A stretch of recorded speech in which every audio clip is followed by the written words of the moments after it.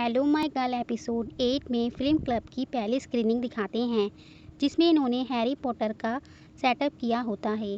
सब स्टूडेंट ने Harry Potter movie जैसे कॉस्ट्यूम पहन रखी होती है। गुआन और लियोजैन वहां आते हैं तो लियोजैन को वहां यीशिन दिखता है तो वे गुआन को बताता है कि ये इवेंट यीशिन ने ही ऑर्गेनाइज किया है। वे वहां रखी हैरी पॉटर की टोपी के पास आते हैं। गुआन कहता है कि जब वे सब जानते हैं कि ये नकली है तो इतने एक्साइटेड कैसे हो सकते हैं। ये गुआन तो सही कह रहा होता है, पर किसी ना किसी की कोई ना कोई चीज़ फेवरेट होती है। ये बात वहाँ खड़ी 3 लड़कियाँ सुन लेती हैं। वे गुआन को पकड़कर उसकी आंख पर एक घूंसा मार देती हैं। वे वहाँ से चला जाता है तो लियोजैन उसे आवाज़ देता है।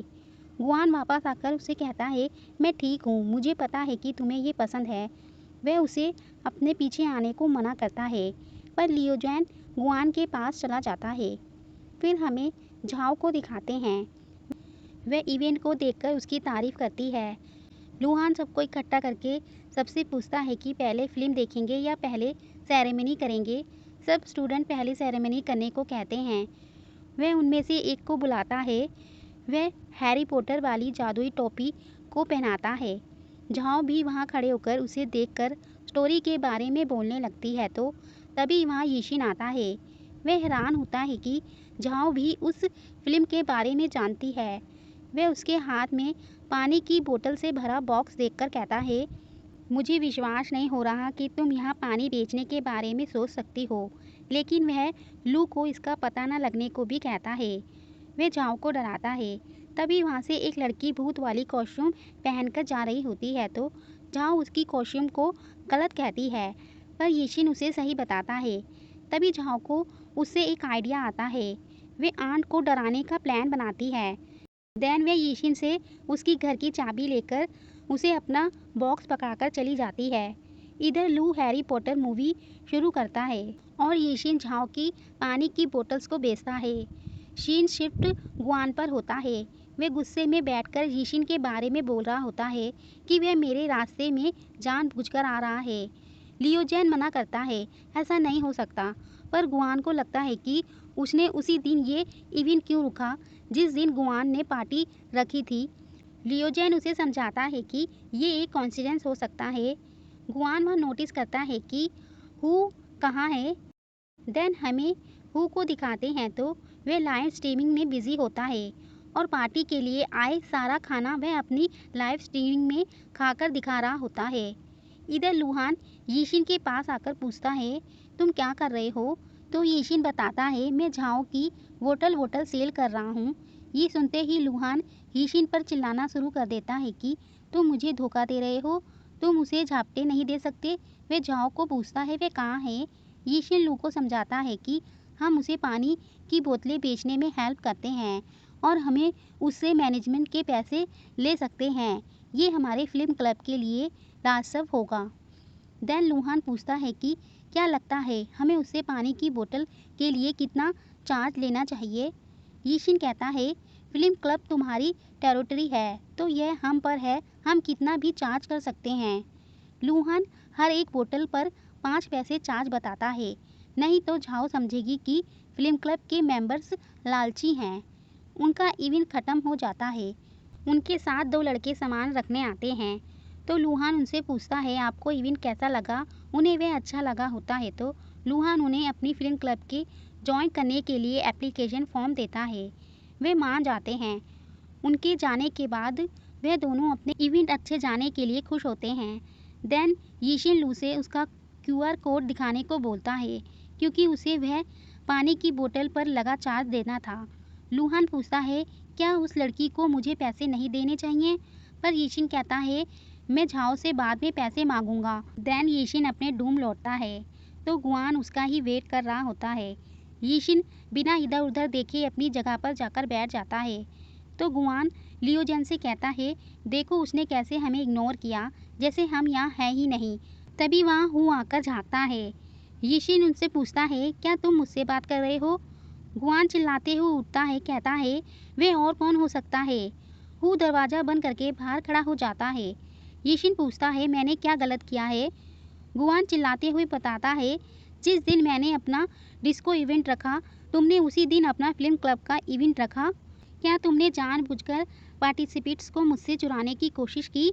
यीशिन समझाता है कि आज से ही फिल्म क्लब की स्क्रीनिंग इवेंट शुरू होने वाला था। मैं बस इसे थोड़ा और जीवित बनाने की कोशिश कर रहा था। लियोजैन आकर उसे समझाता है, शायद वह नहीं जानता था कि तुमने भी इवेंट बनाया है। गुआन गुस्से में कहता है, वे इसके बारे में नहीं जानता था। मुझे भी ये नहीं पता था कि वह आज तक क्या कर रहा है। वह हमें कभी सीरियस नहीं लेता। यीशिन वहाँ से जाने लगता है।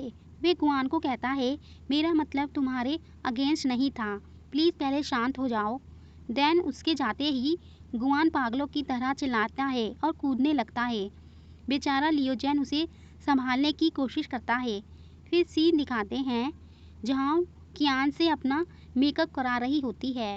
वह अपना मुंह छिपाते हुए बाहर आती है। इधर आंट आराम से अपने घर में होती है। वह गुनगुनाते हुए टॉयलेट जाती है। तभी झाओ भूतनी बनकर अंदर आकर दरवाजे के पीछे खड़ी हो जाती है और आंट का वेट करती है। और जैसे ही आंट आती है वे धीरे धीरे उनके पास जाती है। आंट पीछे मुंह घुमाती है तो उन्होंने ब्लैक कलर का मास्क लगा रखा होता है, जिसे खुद झाओ देखकर डर जाती है। वे जोर से चिल्लाती है। आंट उसे मारते हुए बाहर भगा देती है। वे सीढ़ियों से नीचे जा रही होती है, तभी वहाँ यीशिन से टकरा जाती है। यीशिन उसे गौर से देखकर उसे पहचान जाता है। देन उसे आंट से बचाकर नीचे लेकर जाता है। आंट यीशिन को आवाज़ लगाने लगती है। यीशिन अपना फ़ोन निकालकर हाथ में पकड़ लेता है। देन वे गिनती गिनता है, 1 2 3 कहते ही आंट की कॉल आ जाती है। वे यीशिन पर चिल्लाती है, यीशिन अभी यहाँ तुम थे? यीशिन कहता है, हाँ मैं था, मैं आपके साथ मजाक कर रहा था। पर आंट कहती है, वह तो एक लड़की की आवाज़ थी। तो यीशिन लड़की की आवाज़ निकालकर आंट से बात करने लगता है। देन झाओ अपना मेकअप रिमूव कर रही होती है। यीशिन झाओ से पूछता है, तो इसलिए तुम मेरी घर की चाबी लेके गई थी? झाओ बताती है, हाँ मैंने तुमसे प्रॉमिस किया था कि मैं तुम्हारा कॉन्ट्रैक्ट ख़त्म करने के लिए हेल्प करूँगी। यीशिन अपनी आंट के बारे में बताता है कि मेरी आंट को डराना आसान नहीं है, वे टेयरिंग और बोल्ड है। झाओ कहती है, वो तो मैंने देख लिया, मुझे तुमसे डिस्कस करना चाहिए था। यीशिन झाओ को अपने आप को ब्लेम करने के लिए मना करता है। देन वह बताता है, मुझे डर था पर उन्हें वह मिल गया जो वह चाहती थी। तो झाओ यीशिन से पूछती है कि तुम्हारी आंट को पहले से ही पता था कि तुम नहीं चाहते कि वह तुम्हारे साथ रहे? वे यीशिन को अपनी आंट से बात करने को कहती है। देन वह अपने बारे में बताती है, अगर मैं और मेरे डैड होते तो अब तक हमारे बीच झगड़ा हो गया होता। वे यीशिन से उसके पेरेंट्स के बारे में पूछती है तो वह बताता है, जब मैं 7 साल का था मेरे मॉम डैड की एक्सीडेंट में डेथ हो गई थी। इतने सालों से मेरी चाची ही मेरी माँ की तरह है। झाओ आंट के बच्चों के बारे में पूछती है, पर काफ़ी सालों पहले यीशिन के चाचा की भी डेथ हो गई थी, इसलिए आंट भी बिल्कुल अकेली है। झाओ दुखी होकर कहती है, ये बिल्कुल मेरे डैड और मेरे जैसा है, हम दोनों ही हैं जो मुश्किलों में एक दूसरे की हेल्प करते हैं। वे लोगों के बारे में बताती है कि लोग हमें दया के तौर से सोच सकते हैं, पर झाओ का मानना है कि उन जैसे लोग अंदर से बहुत मजबूत होते हैं। वे यीशिन की फीलिंग्स को समझ सकती है। देन यीशिन कहता है, लेकिन मैं ये भी चाहता हूँ कि उनकी अपनी लाइफ हो। मैं नहीं चाहता वे हमेशा मेरी चिंता करती रहे। झाओ यीशिन के कंधे पर मारकर कहती है, मैं अब से तुम्हारा ख्याल रखूँगी। यीशिन पूछता है, तुम इस बार क्या करना चाहती हो? तो झाओ बोलती है, कोई ना कोई रास्ता निकल ही जाएगा, इसके लिए मैं तुमसे पैसे नहीं लूँगी। यीशिन को पैसे से झाओ के पानी के पैसे याद आते हैं। वह उसे पैसे सेंड करता है तो झाओ हैरान होती है कि इतनी सारी बोतलें बिक गई। वह यीशिन को ब्रिलियंट कहती है। फिर नेक्स्ट डे होता है। सर जॉय झाओ और लूक के ऑफिस आते हैं। जॉय सर अंग्रेजी में बोलकर 2 फॉर्म मांगते हैं तो झाओ को वह गाय के बोलने जैसा लगता है। वे दोनों को बताते हैं, स्कूल क्लब के बजट में अधिक खर्चा किया गया है, हम सेमेस्टर से पहले क्लब्स की संख्या को कम कर देंगे। झाओ पूछती है कि आप कितने क्लब्स को कम करने जा रहे हैं? मिस्टर जॉय कहते हैं, हमने अभी तय नहीं किया, पर वे दोनों के लिए क्लब्स को कड़ी मेहनत करने के लिए कहते हैं। उन्हें अगर अपने क्लब्स को बचाना है तो। वे जाने लगते हैं तो लूहान गुस्सा करने लगता है। झाओ जल्दी से जाकर दरवाज़ा बंद कर देती है और यीशिन उसे पकड़ लेता है। जॉय सर बाहर आते हैं तो उनका एक साथी उन्हें समझाने की कोशिश करता है कि फिल्म क्लब तो अच्छा कर रहा है और मैंने सुना है कि यीशिन एक अच्छा रिपुटेशन है, पर जॉय सर इस बात को मानना ही नहीं चाहते थे। लगता है उस दिन झाओ और यीशिन को साथ देखकर उनका दिल टूट गया, तभी वह ये सब कर रहे हैं। देन लूहान अभी भी गुस्सा कर रहा होता है। वह अपने क्लब की सक्सेस को बताता है और झाओ के वेंचर क्लब को अपने फिल्म क्लब से कंपेयर न करने को कहता है। ये वेंचर क्लब के पास है ही क्या, वे अकेले ही अपने क्लब की मेंबर है। झाओ वहाँ खड़ी उस पेपर को देखती रहती है और अचानक से उसे फेंक कर बाहर चली जाती है। लूहान डर जाता है क्योंकि उसे पता है झाओ कुछ भी कर सकती है। देन सीन दिखाते हैं, झाओ अपने वेंचर क्लब में भर्ती होने के लिए पोस्टर लगा रही होती है और उसकी हेल्प शैन कर रही होती है। झाओ वह सारे पोस्टर शैन से बनवाती है।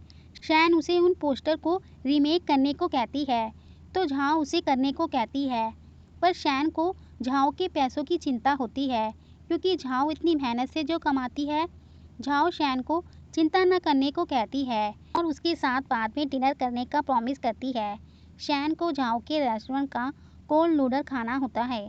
देन झाओ शैन को अपनी क्लास में जाने को कहती है और झाओ जगह जगह जाकर अपने पोस्टर लगाती है। सीन चेंज होता है। यीशिन को वहाँ अपने मॉम डैड की वीडियो मिली थी। वह उसे चलाता है जो लू ने उसे ठीक कर दी होती है। वह अपने मॉम डैड को देखकर दुखी होने के साथ खुश भी होता है। तभी वहाँ झाओ आती है। वह यीशिन से पूछती है, तभी तुमने फिल्म क्लब को ज्वाइन किया? यीशिन बोलता है, हाँ मुझे फिल्म क्लब पसंद है, पर झाओ याद दिलाती है कि जॉय सर ने कहा था कि वे क्लब्स को हटा देंगे। वे यीशिन से कहती है, ये तुम्हारे पेरेंट्स ने स्थापित किया है तो तुम्हें इसे बनाए रखने के लिए कुछ भी करना होगा। यीशिन कहता है, मैं कोई ना कोई तरीका निकालूंगा। झाओ यीशिन की हेल्प करने को कहती है तो यीशिन पूछता है, क्या तुम हमारे फिल्म क्लब के लिए कंपटीशन में नहीं हो? तो झाओ बोलती है, ऐसा इसलिए है क्योंकि मुझे लूहान के साथ इशू था। तुम और वह अलग हो। वह दो क्लबों के बीच एक कंपटीशन है, लेकिन इसका मतलब यह नहीं है कि मैं तुम्हारी हेल्प नहीं कर सकती। देन वे कहती है, मैं इस कंपटीशन से मोटिवेट होंगी ताकि मैं वेंचर क्लब को बेहतर बना सकूं और शायद लास्ट में दोनों ही क्लब बच जाएं। यीशिन कहता है, चलो साथ में काम करते हैं। इसी पर एपिसोड 8 एंड होता है। Thanks for watching.